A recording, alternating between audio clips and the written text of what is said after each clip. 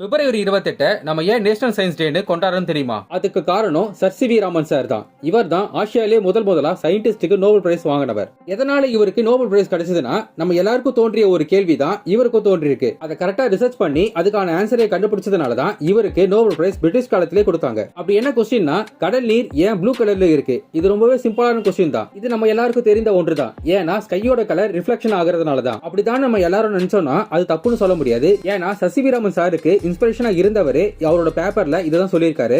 அவர் தான் Lord rally. ஆனாலும் sir C V Raman சாருக்கு இது ஃபுல்லா ஒத்துக்க முடியல.